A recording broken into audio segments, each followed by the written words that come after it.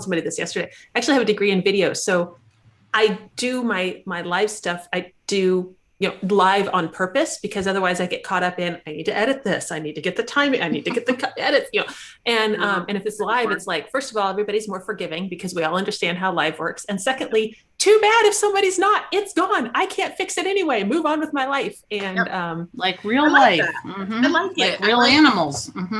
I feel that way about our webinars that we do at Fenzi as well, because so many people want to make that really formal and really make sure they're making a very formal presentation. And I'm kind of like, if you screw up one of your things, don't go back and re-record it. Just say, oh wait, I meant you can't do it. Anyway, just do it like you're talking and people will connect to you better. Because I agree. You're acting like how you normally talk. And if you all of a sudden get really formal and the production values are not that of television, it kind of feels mismatched a little bit. Oh, we're live. People are going to start joining us. Okay. Yay! You're on a different link than originally anticipated, which is not what we're supposed to be doing. But been there, done that too. We're good. I can't figure out why it's not working. So we can roll with these things. We roll with technology. Nobody is seamless during COVID or not with technology. It's just not there yet. Everybody's got a whole thing. There's 500 platforms. Or without technology, sometimes we end up acting out our videos. Like, this is just how it works, right? Like, yeah. And frankly, if you can't roll with it, if you can't make a joke out of it, I don't want to go watch a PBS special. It's beautifully edited. There you go. There you go. I won't be edited. Nobody put me on television. Just kidding. If there's a television person out there, I'm ready. Put me on television. No, don't. Still vamping. I'm pretending that you're not here. But if any of you are here, this is our official panel. If you are not here, then raise your hand. YouTube chat. Your hand. You can go. You are green. I hear people saying that they're YouTube chatting and Amy can start talking. If you were here earlier, I already gave the best intro. So, too bad. No, kidding. Nobody was here earlier. We thought we were live. We were not. So I was talking and nothing was happening. But I probably said something like, hello, lemonade, refill part 2. This is lunchtime panel, lunchtime talks, the refill part 2. It was funnier the first time, so you're going to have to forgive me.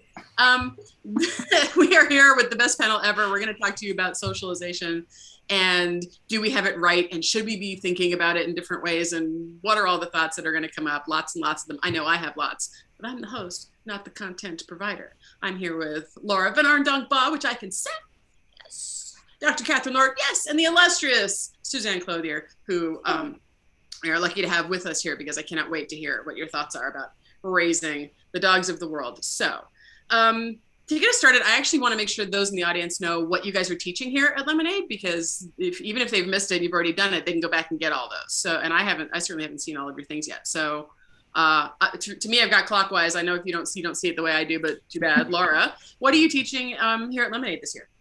My session was yesterday, and I had to think for a second to recall the title. It was From Distress to De-stress, going from frantic to focused. I'm so glad I got that out in like one sentence. There we go. Yeah.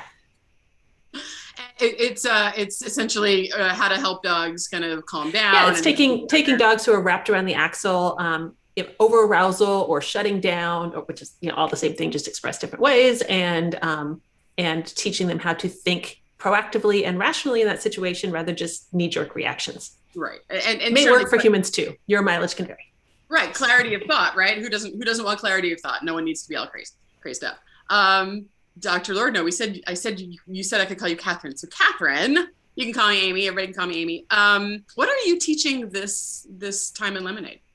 I'm doing a talk on the looking at dogs from an evolutionary perspective. So basically, it's people tend to like to compare dogs to wolves, and that is what I do for my work. And so I'm talking about how actually that comparison, the differences are really where we learn the most, not the similarities. Right. And you can say, let's talk pack versus fission fusion. Let's talk that everything's more complex than everybody else wants to make it, right? A social system is never a simple matter of one term, right? Yeah. Some of my work, not enough of it, but some of my work was on the co-evolutionary story. So I'm super interested in that kind of stuff, of course. And the illustrious, I think I'll just call you illustrious. That's what I think I'll call you. No. No, she doesn't want to. Suzanne. No, thank you. No, but I read your book so long ago. You're illustrious to me. I wrote that book. Yeah, next year will be 20 years ago we published Bones, and they didn't know what to do with it when it came out. So I love being ahead of my time. Not really. It makes for very poor income because no one knows what the hell you're talking about. I totally. Now I'm getting so old. It's like I'm going to be eating orthopedic oatmeal, and everybody's like, relationship. I'm like, I know, right? And now, yeah, I'm just going to take my teeth out. Write that down.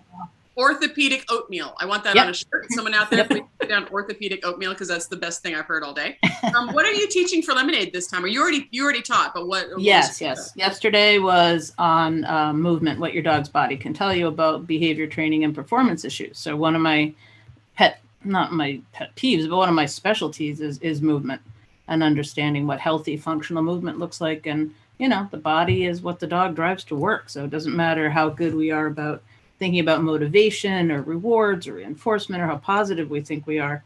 If we ignore the dog's body, we run the risk of being inhumane and ineffective. So that was that focus.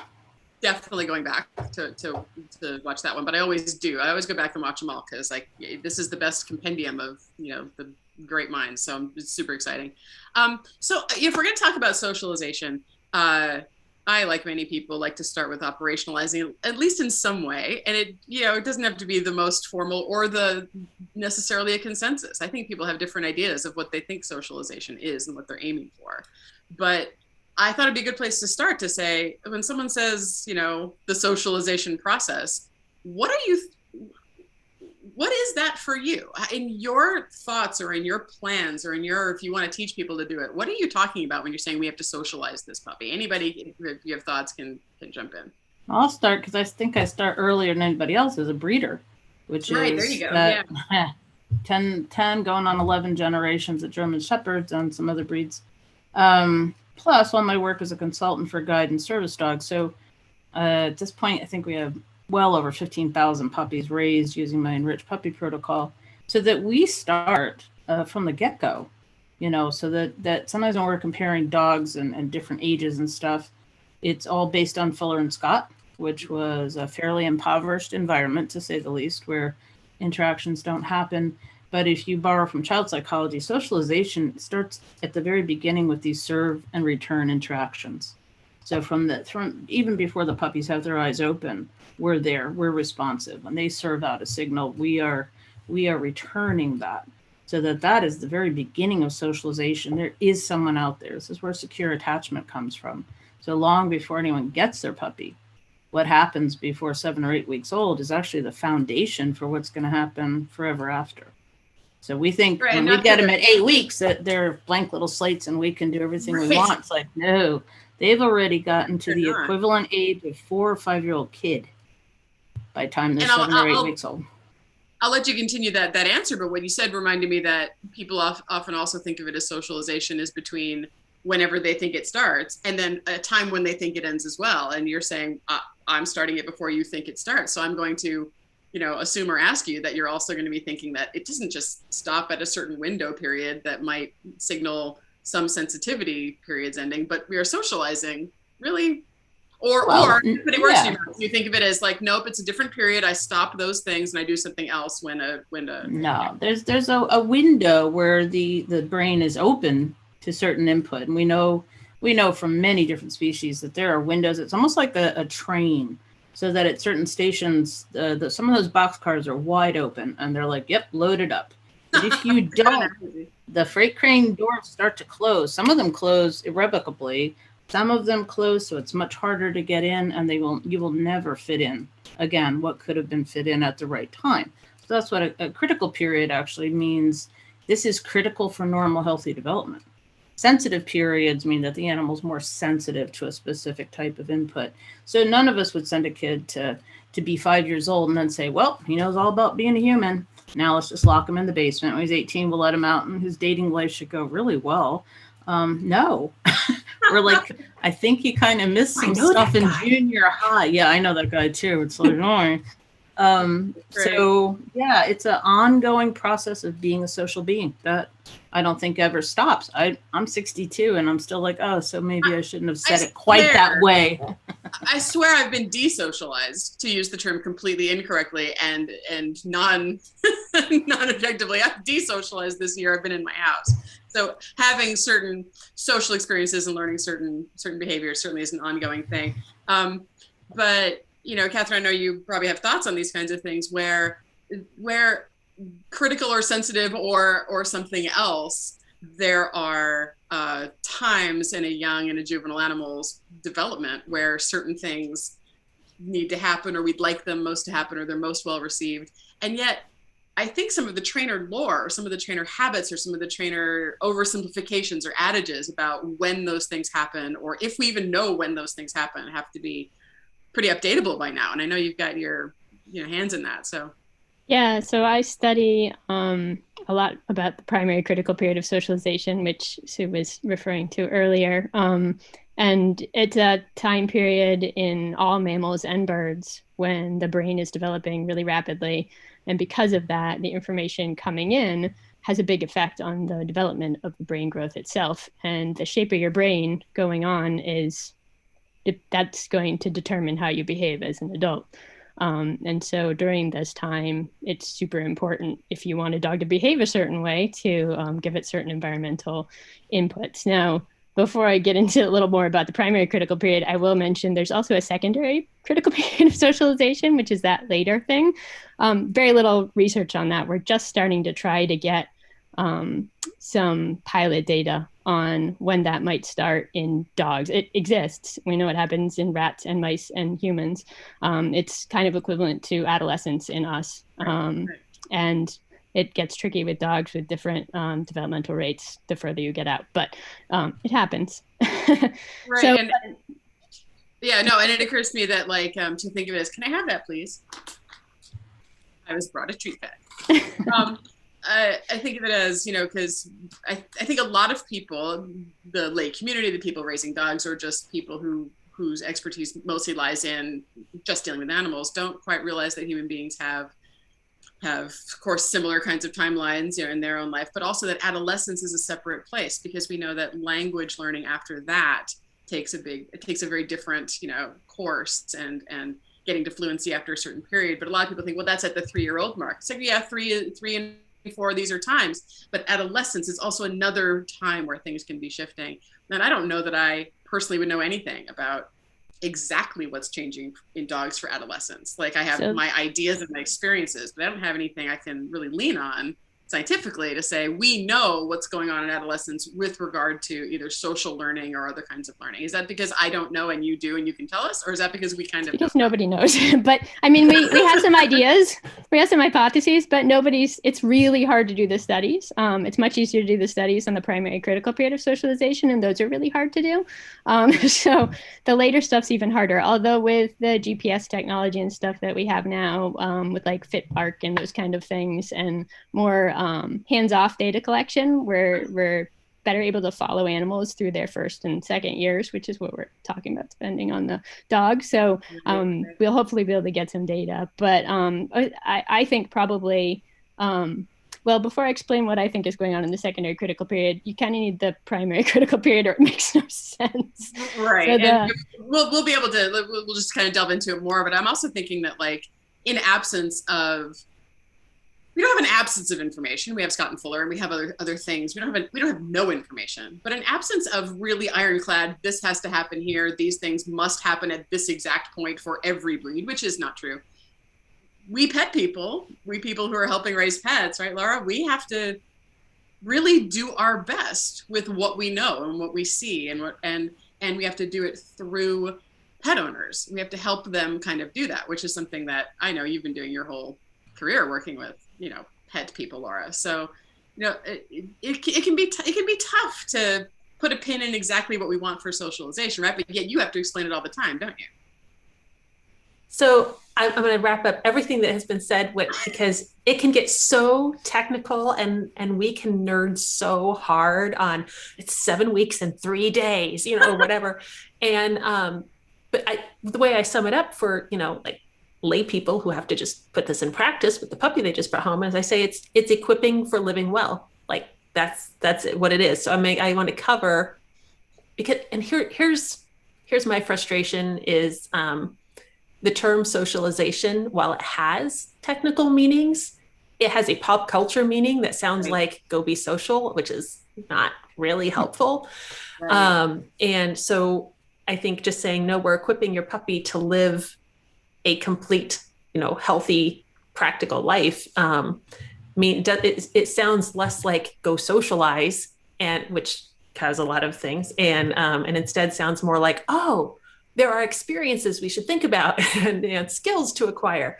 Oh, okay, that makes more sense. And so that's I just took way longer to sum that up than I was supposed to. I'm sorry. No, there's time for you to talk. There's an hour for us all to talk. Well, I just said I'm going to sum this up in like 4 words, and that was like 4 paragraphs of 4 words. So yeah, words, anyway. Paragraphs, whatever. I welcome the chatty people. I welcome the chatty people. Otherwise, it's going to be a chatty Amy show, and no one needs that. All right. Well, in that case, all right. No, I think that like what it made me think when you said that was like that.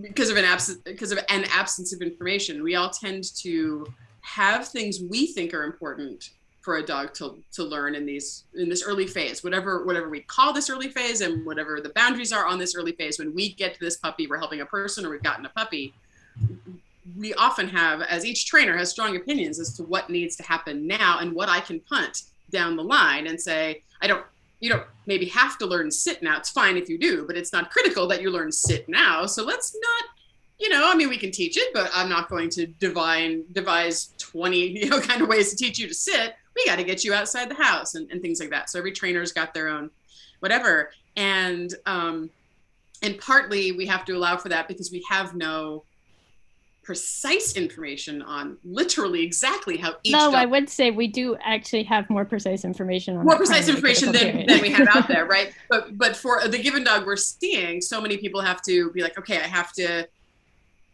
have to look at who this dog is and say, how is this dog interpreting this experience I'm having? So I was going to kind of get to what you were going to say in a bit, but never mind. I'd love to hear what I don't know. You don't know what I know, but what do you commonly think people don't know that we should know, that we're kind of, maybe if you think we have things we're messing up and things we should be paying much more attention to, the floor is yours, because you got the science and I want to hear about it. Yeah. No, I think there is, and I think this probably reflects what a lot of other people would say too.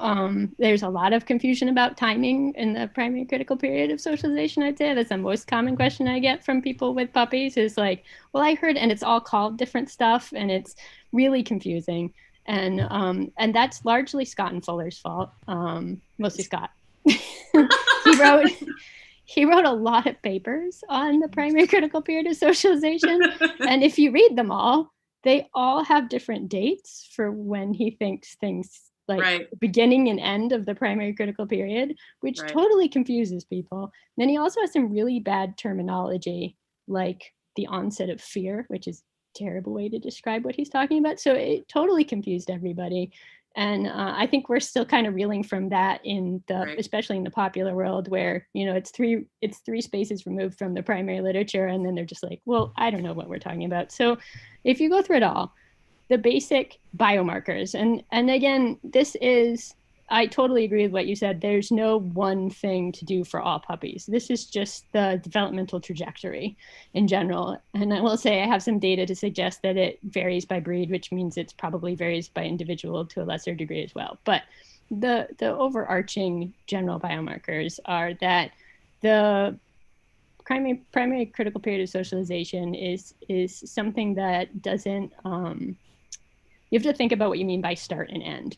So what I'm usually talking about when I'm talking about start and end is with no human interaction with a puppy. When does this period happen? And with no human basically influence on their experiences, it starts when they're able to walk, because that's when they can start exploring their environment. So they're actually, and by walk, I mean coordinated walking, not the sort of like tip over sort of thing. They're actually like moving around in a coordinated manner. And we're reworking this data, but that happens around 4 weeks in dog puppies.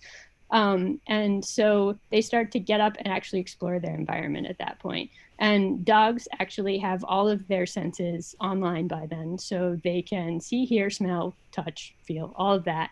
And then at that point, they have very little fear of the world around them. In fact, they have pretty much no fear except for a startle response, but they have no fear of novelty. And so they'll explore pretty much anything. I always say if like Godzilla showed up, they'd be like, oh, what's this? This is interesting. No problem. Well, and at this point, these dogs are with their mom and with their breeder. And so, you know, the burden on breeders to really know this stuff. I mean, you know, because we often don't think of this as part of the socialization period, which you said earlier, Suzanne, but we're not thinking about this because we're not training anything ourselves as the trainers. We haven't even seen the dog yet. So, you know, the breeder, it's a really important time. It's a really please, yeah. So yeah, then over the next 4 weeks, their fear of novelty gradually increases until it reaches a point where they'll no longer explore novelty. And this is another place that gets a lot of confusion. It was something Scott called the onset of fear, which makes it sound like it's the first time you see fear. It's not the first time you see fear at all. It's the point at which the puppy goes, that's new. I'm going the other way. I'm not going to check it out anymore. And the other really confusing thing about that is that so 4 to 8 weeks, if you didn't intervene, that would be dog puppy's primary critical period of socialization, with the caveat that the end of that may very well change with some breeds. So it might be a little shorter, a little longer in some breeds. And we probably have some, you know, on the 8th week, the day that they turn 8th week, it's like any developmental thing, like eye-opening, or it's not going to be like you can't count down to an hour or something. 12:32 p.m. There's probably some normal curve, and the average is at 8 weeks for excepting shepherds, in which case it's a different time, and accepting cats is totally different. I have data that suggests that it's earlier in shepherds. I was the first one to find that, and then we had some follow-up data that was really nice from another group.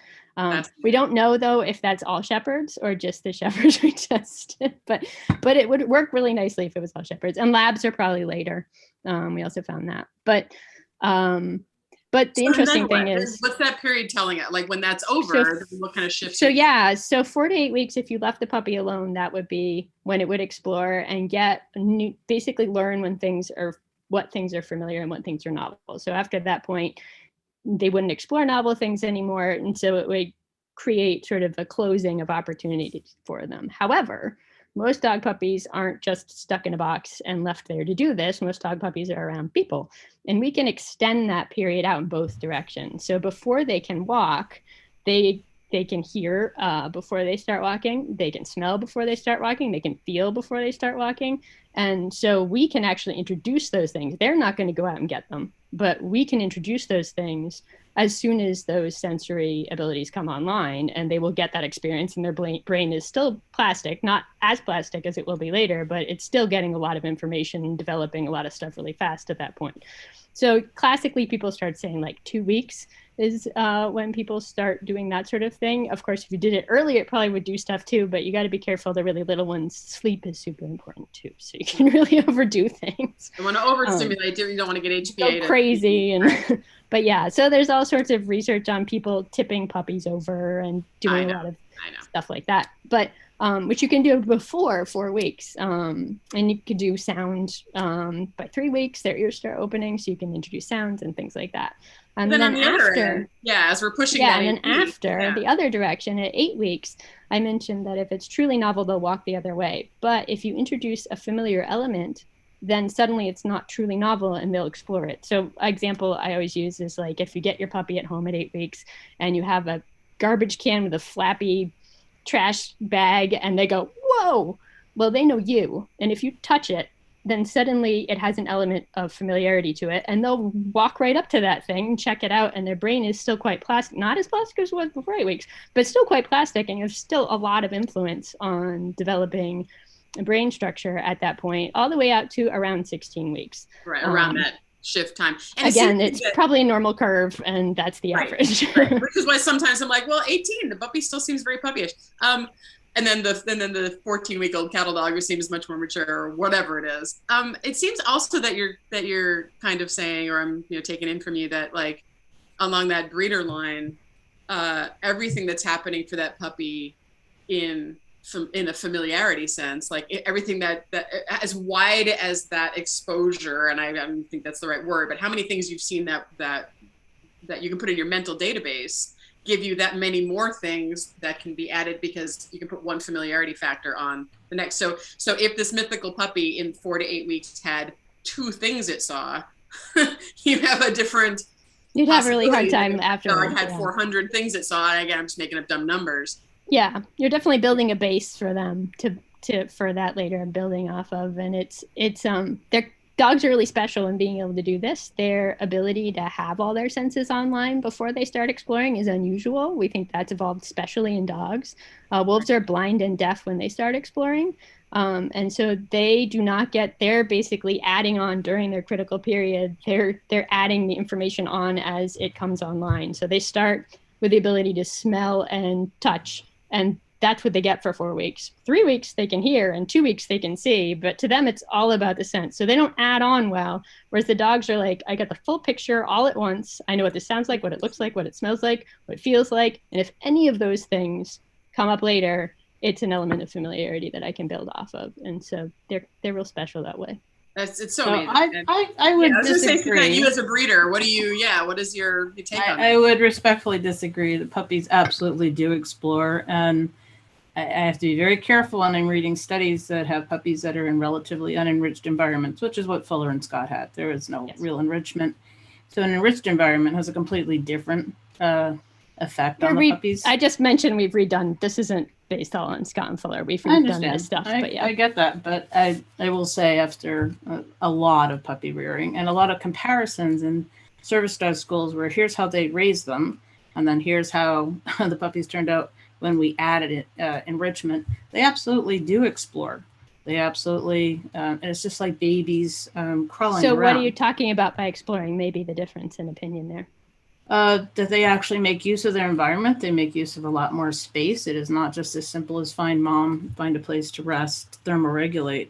It's not. That they actually are investigating, smelling, pushing stuff around, climbing Their under smell stuff. doesn't come online for a week, so they can't smell for the first week. They might have vomeronasal organ abilities, but that first week they can't smell. Okay. And so how are they finding their mom from across the box? It's thermal, right? It's basically temperature. So they're following a heat gradient. So as soon as they don't have a heat gradient, they lose their way.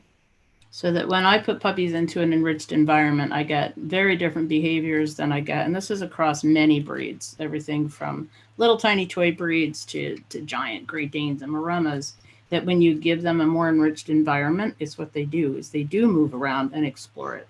Yeah, well, and the difference is, I think we might actually be saying the same thing, because what I was saying was that if you change the environment, then that will have an effect before 4 weeks. If you change the environment by putting things in it, that will have an effect on them. If you don't do anything, they aren't going to go out and get that information. Of course, their legs can't carry them. They're going to be in a den with mom, basically. If you have a free living dog in they have terrible dens. They're like little divots next to dumpsters and stuff. They're terrible, but that's going to be their world until they can start moving around in a coordinated manner.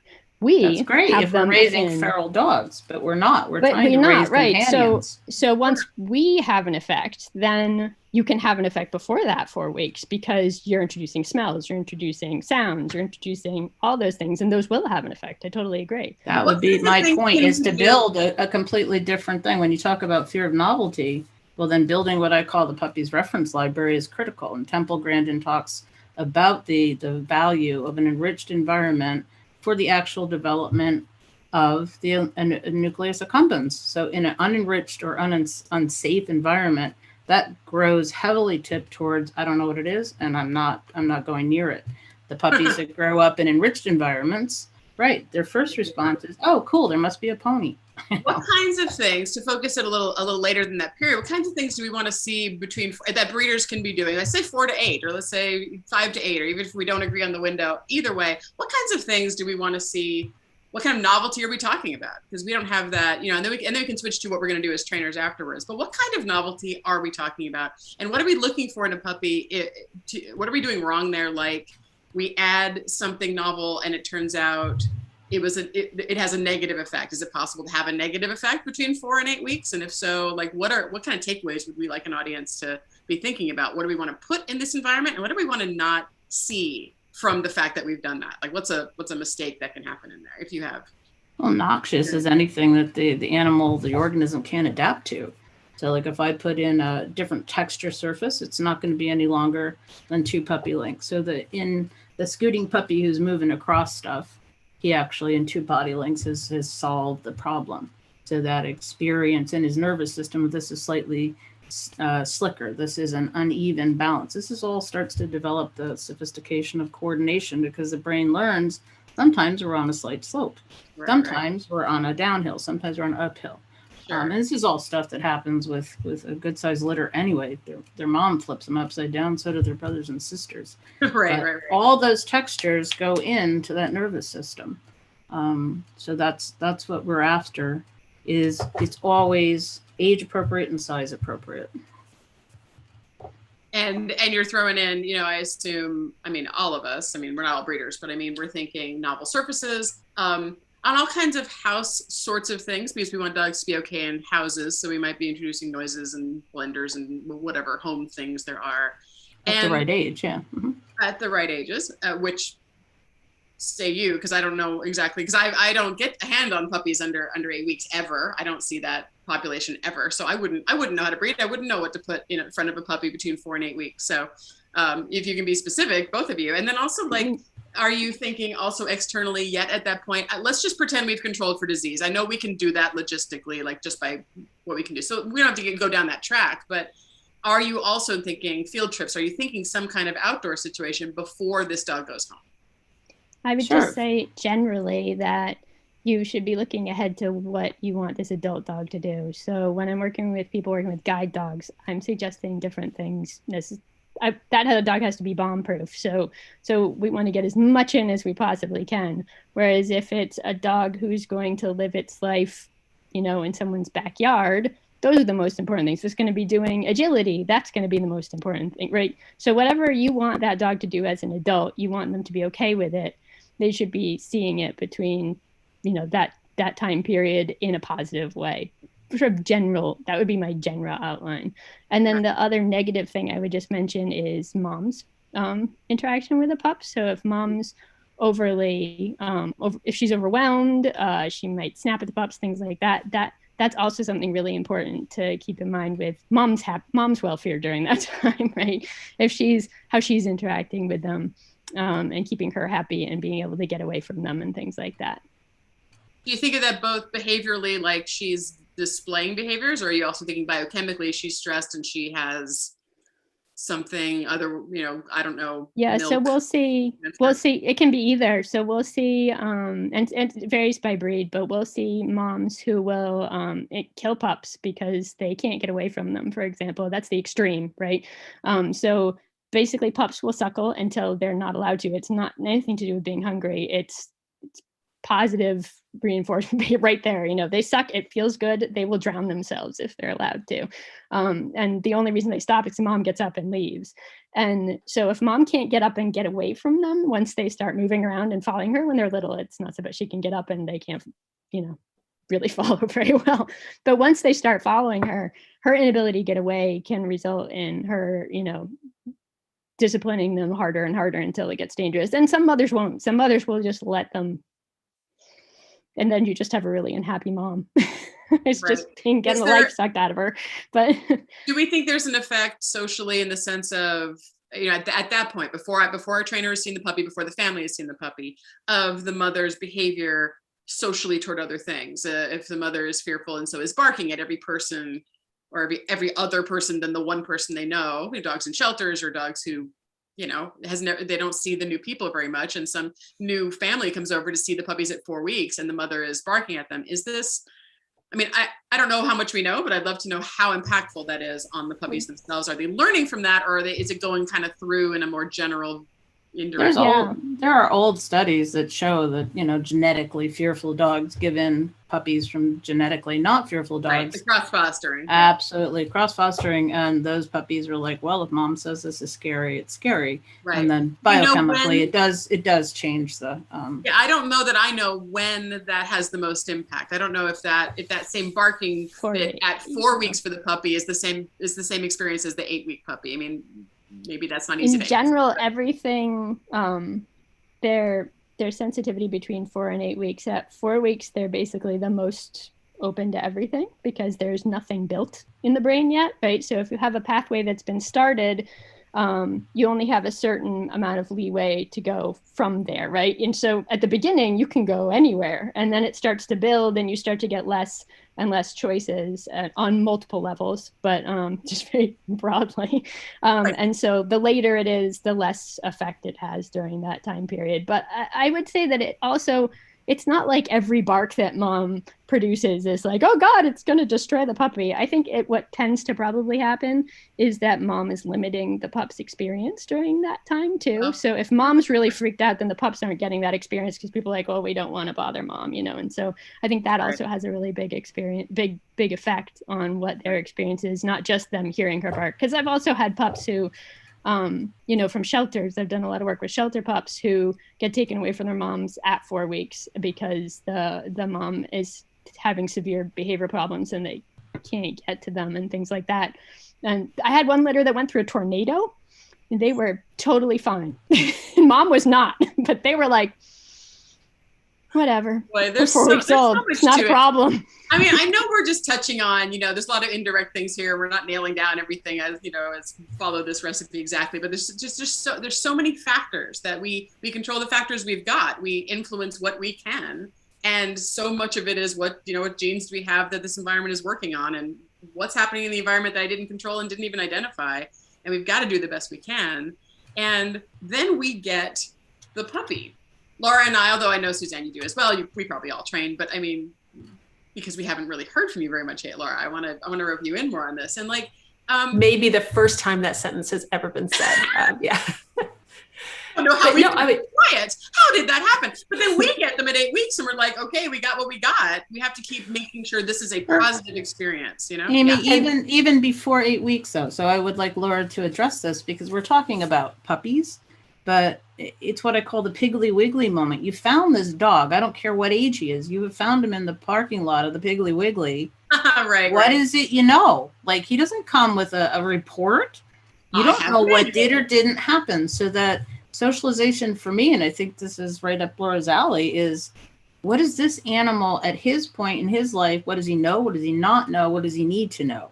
And that in a nutshell for me is socialization. And the Piggly Wiggly moment.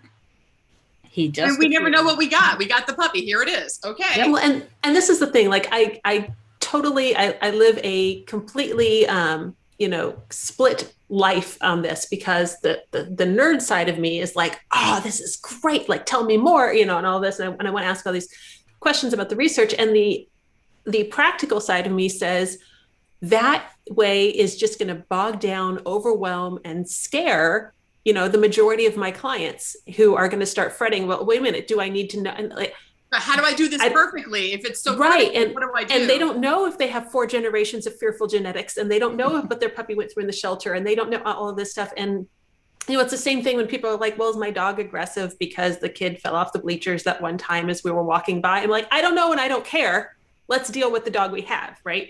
And I think and I love, like Suzanne's talking about, you know, putting in different surfaces, and Kathryn's talking about, and I love all of this. But then what I'm going to come down to is I need you to know that variety is normal.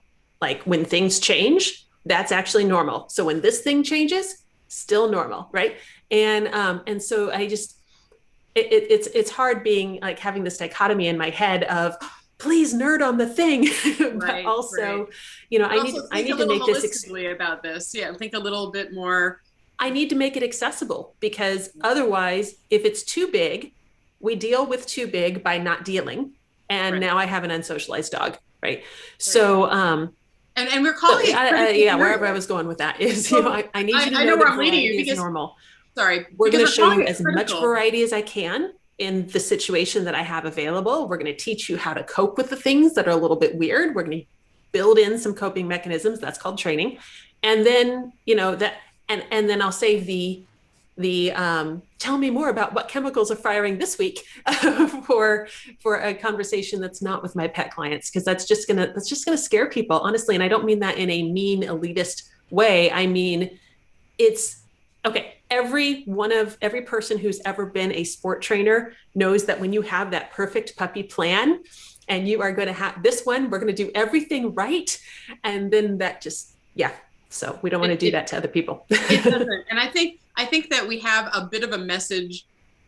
A problem makes it sound like it's bigger than it is. But I mean, we could be improving our message, those of us who would communicate to the masses, because while it might be technically correct to call something a critical period or even soften it to a sensitive period, the word critical freaks people out. It's a critical period. Use that on purpose. Right. And if we think about what an average person who just got their puppy, and you say, this is a critical period that you have 4 weeks, you have 8 weeks to get this done. If that's the message they've received, it could be backfiring that they don't get it done because it's so critical. And so they spend all this time reading and trying to get it right. On the other hand, we can't say it's not important. So they go to the checklist. They go to the checklist where they're trying to do 300 things. It's like, it's not about quantity.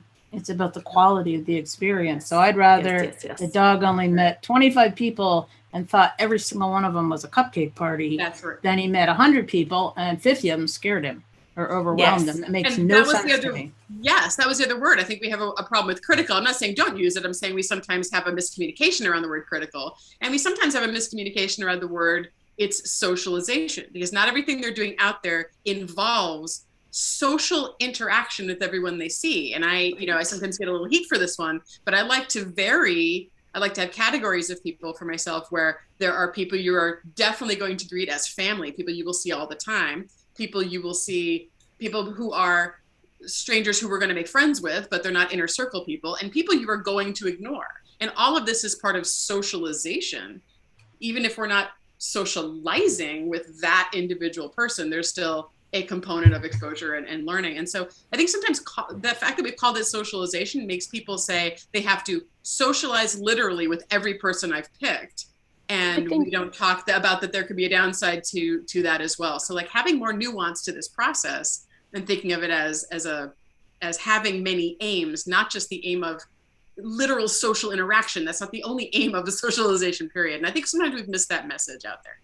This is another place where the original science confused people down the road, because we call it the primary critical period of socialization. It got turned into the sensitive period for a while, and I insist on calling it critical. And I understand what you're saying about pet owners maybe panicking. I'd hope that it makes them, pick their puppies carefully, and make and put pressure on breeders to do this stuff. But it is critical, because there are things that if they don't happen, then it's going to change that puppy for the rest of its life. Now, it doesn't mean you can't deal with that, but it is going to change them for the rest of their lives.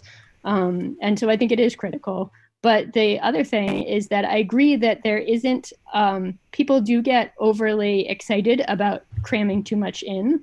And it doesn't have to do with amount, it has to do with quality, not quantity, absolutely. And there's other really important stuff happening during that time, like sleep is when their brains are processing all of this. So people tend to sacrifice the sleep for the experience, and that's a very bad idea. just freak your poor puppy out doing that. So there's a lot of other important stuff. It's actually the primary critical period of socialization is called that because the thing that Fox was looking at was this forming of interspecies social bonds, and Scott Fuller and everybody, that's what they were looking at. But what it really is something called an emergent effect, which means what it really is it's multiple critical periods. So it's a bunch of stuff developing in the brain at the same time that all interacts.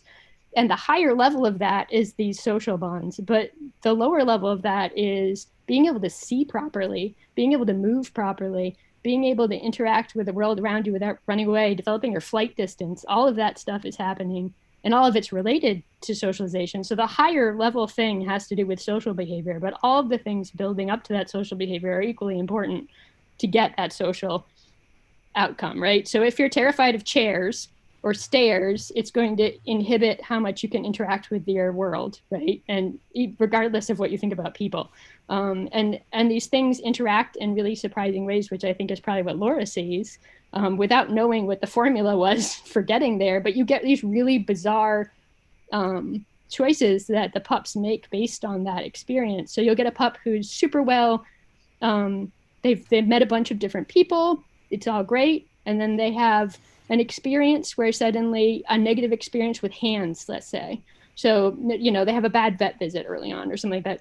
And some puppies, it wouldn't make any difference. Other puppies, they go, oh God, well, before this point, people were okay, but those hands hurt. So now any new person I meet, their hands are not okay. And then they do these weird things. They go, people, oh God, they have hands, you know? And you get this weird thing that you're looking at and you go, oh my God, what is that? And now how do I deal with it? And that's a whole nother question, but it does come down to what the heck happened to them before that point. But understanding that, you can't do anything about that after the point. And I think that's important as well, knowing that like, well, this is what we're dealing with now. And so now we have to go forward and do something with this. And what can we do with that? And you know, because we can do this for 6 hours and I have 10 more things I want to ask each of you individually, just to kind of give a complete package to an audience who, I don't know if I'm even asking the questions you'd like, audience, but it's my show. There's a point where now we're going to shift and our windows don't feel so open anymore and the novelty isn't so easy. And we now have a puppy who, for no reason, I'll use my own example because it was dumb. My dog at 4 months started to bark at flowers, just decided they were all spawn of the devil, and was losing her mind at the whatever it was out on my, which she had seen for the last however long, and now it's the devil spawn. And I think a lot of people then in experience, which is most puppy owners have raised one puppy at best, or you know, I've had a couple dogs casually, but even trainers sometimes will say, now it's time for rehab, building an association with that flower, making sure I make that a really positive experience. And that can backfire because sometimes what you need to do is just not have anything. Let's just not address the flowers. Because I can tell you, we just didn't do flowers for a while. We just didn't walk that area. And in a week, she didn't care about flowers any longer. This was a passing blip. And so dogs in the period after the period we just discussed can show a lot of variability that can freak people out. Can we reassure them that while of course we are still making positive experiences and of course looking for trends of problems that are patterns, we don't necessarily have to freak out when our 4-month-old puppy now starts to go, wait a minute, I don't know anymore, I'm different now. How can we reassure people that things are still okay in their puppy? You should go hang out with any 5 or 6-year-old kid. There you go, right? Pick a toddler, pick a 4-year-old, just hang out with them. Or any 13-year-old, right? All of a sudden, that's hormones at work. Now we have another 4 months and 4 to 5 months in the puppy. I mean, emotional labile, right, is a thing, and we don't have to necessarily full court press on every problem we see because that can have its own downside. It depends on the degree of distress. I mean, and that's, you know, in terms of socialization, the things I'm going to focus on for whether it's a puppy or, you know, someone's like, hey, I got this dog and here he is. Like, okay, what's causing him distress? Like that's got to be my focus as a humane trainer is what is freaking you out? Because I need to make this okay for you. I need to either take it out of your environment for a while until you mature. You've got some other skills we can build on. Let some time pass. Yeah. Or, you know, we need to actually focus on this because it's present and I can't eliminate it from your environment. So, you know, we'll work on that other stuff later, but this is the stuff that how comfortable are you in your skin? To me, that's what socialization is, whether it's a horse or we just have some new piglets, like socializing them. It's like, you guys have to be okay in your skin and the world you live in. It's an emotional process, which is always my message. And Laura, like, do you reassure people that sometimes there's going to be blips? We don't always, like, we have to separate what's important from what's not important. And you're kind of guiding your clients through that. Yeah. Oh yeah. Like it, you know, I also had a puppy who just one day was like, flower pot, oh, you know, and you're like, where did this come from? Like, this flower pot has made no attempt to eat your kidneys. What is going on here? It's been here for your whole life.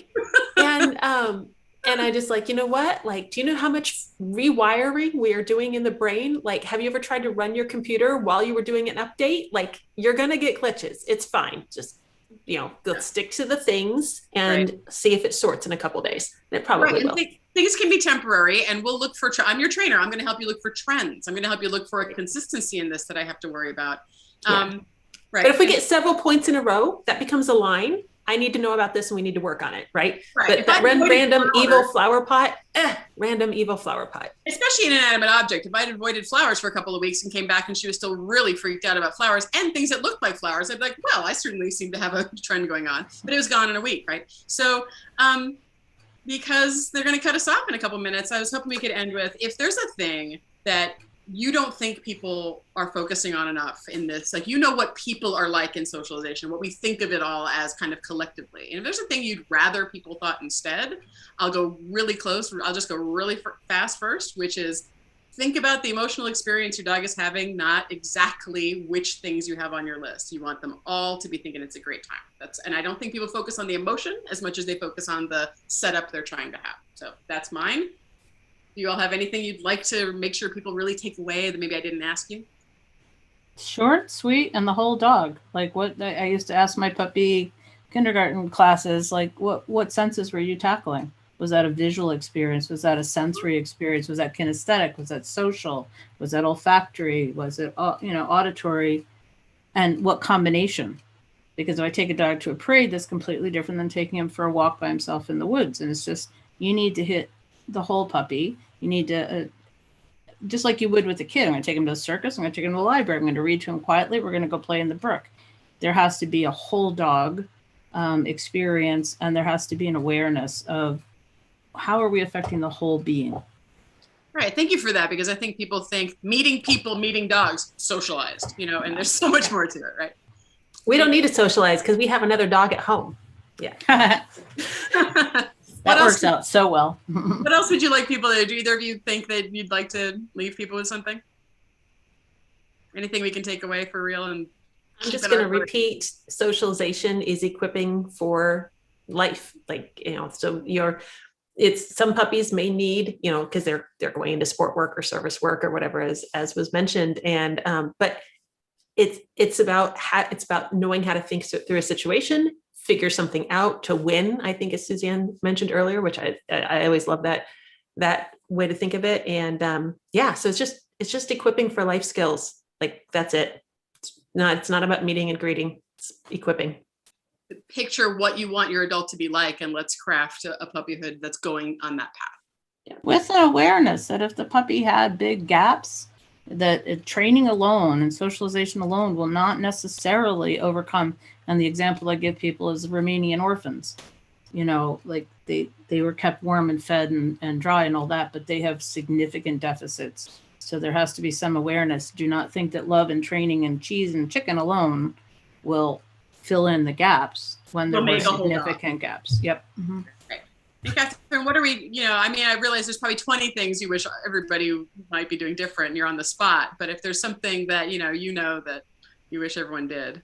I think along with this idea of socialization is something to be thought of as the pup's experience, and really what you want to push for is to give it an experience of what you expect to deal with as an adult successfully, but also the idea that if you're doing this early socialization during the primary critical period, that your pup isn't going to be like every other pup based on, even if they're all in the same litter, one pup's going to be snoozing during the time that X is happening or what have you. They have certain experiences. They're all going to have different experiences, and you got to kind of follow each pup individually as to what it needs on a given day or what have you. You can't just say everybody should have a Kong on their head on day 5, it doesn't work. And you're going to have it today, and it's whether you go to sleep right now or not, it's Kong hat wearing moment. So wake up. We have this overall, like, the best time to experience something. If you experience it before this point, it's not going to do anything. But for each pup, you should be watching their individual experiences. Is somebody really doing poorly when somebody comes in to see the pups, or is somebody doing really poorly with, loud noises or something like that? Like, each pup is going to have a different experience. Do your things mindfully. Have your plan, but look at what your puppy is experiencing. Yeah. Think about the whole dog. really picture what kind of adult you want to be making, and do your best to start with the best genetics you can find. And that's a huge topic that we can't unpack. Do your best to find the breeder that can do this kind of work, and get your best work done before we get to some kind of adolescence or wherever we are starting to understand at period's end. And from there, you get this great adult dog. And I know that none of us, only a few of us in the audience, have had all of those experiences lined up exactly what we want, which is why there are trainers in the world, because we can all help you get through the parts that didn't quite line up correctly. But I hope that was helpful to people who are listening, who are invisible to us here, and we're just in our little Zoom chat. But I hope it was useful. We have more lemonade to come. It's all coming up next. Right now, in fact, because I'm being told to wrap it up, Amy. I'm being told to wrap it up. Wrap it up, Amy. Thank you so much, panel. Thank you, Laura. Thank you, Kathryn. Thank you. And for your contributions and for a lovely conversation. And we'll just keep going.